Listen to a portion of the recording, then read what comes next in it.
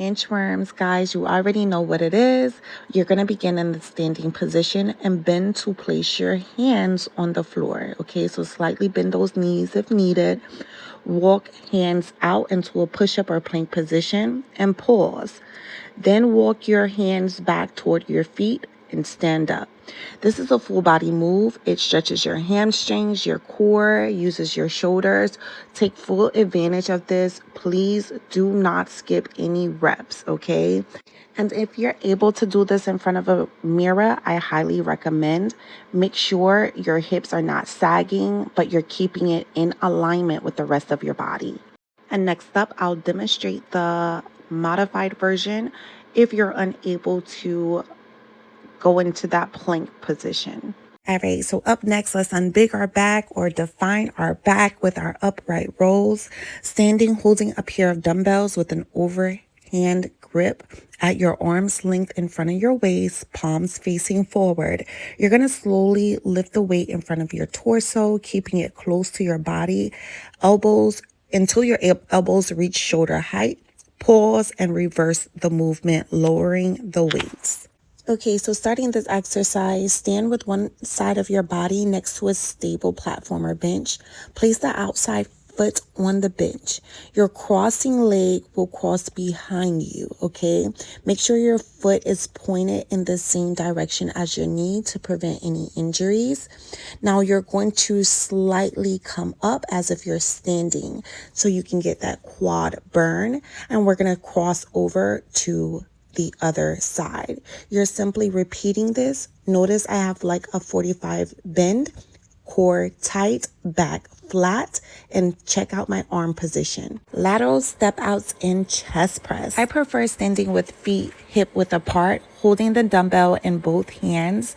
We're going to take a wide step out to the side, sitting the hips back and down as if you're sitting in a chair, keeping your chest upright and that back flat. Now, as you step out to the right or the left, you're going to press that weight out in front of your chest.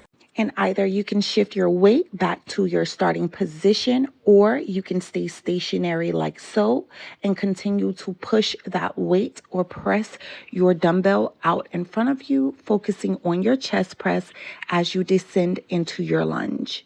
It's up to you. Up next, reverse crunches. You're going to want to lie on your mat with your arms by your sides, palms down. Brace your core and take a breath. You need to bend your knees and lift your feet so your thighs are perpendicular to the floor. Knees over hips and shins are parallel to the floor. Exhale and use your lower abs to lift your hips off the floor, curling your pelvis toward your chest. Your knees should move towards your head, but maintain that 90-degree angle. Hold that contracted position briefly at the top.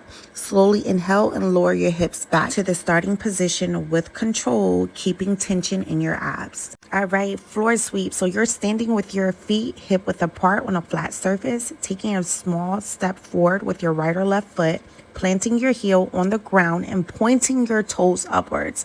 Mine is not pointed in this video. I've been doing this for a long time, so I get a better extension when mine are flat. But you point yours toward the ceiling. Keep your other leg slightly bent for balance.